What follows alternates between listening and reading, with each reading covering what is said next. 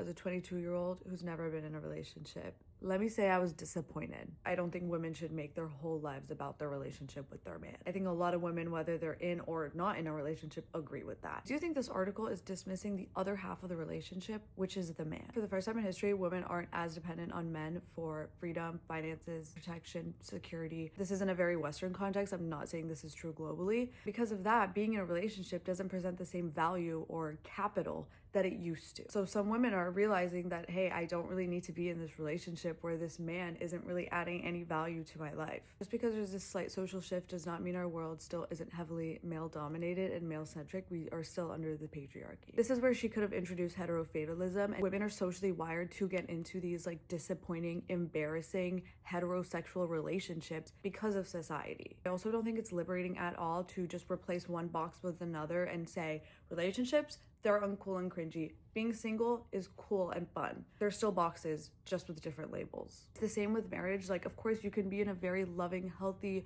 relationship, but that isn't to say that heterosexual relationships aren't historically meant to be imbalanced. That's not my opinion. That's just the way the world is. I think if women actually talked about heterofatalism and even compulsory heterosexuality, it could actually enrich this debate, but instead she kind of just pulled from like TikTokers instead of like actual scholars and like feminist critics who have been talking about this since like the 80s. Relationships are inherently compromised, and that's not the woman's fault. It's not the man's fault either, because a single man isn't upholding the entire patriarchy. Obviously, from the headline, people are interpreting it literally. Desire, love, intimacy are very special emotions that do come from being in a relationship. I don't think she was trying to dismiss those emotions. I think she was trying to explain how there's a cultural shift in how being in a relationship is perceived, especially online. If we're going to critique relationships and heterosexuality, we need to challenge the system, not the women that are participating in a system that was kind of socially pushed onto them. It's not, is having a boyfriend embarrassing, it's, is the patriarchy embarrassing?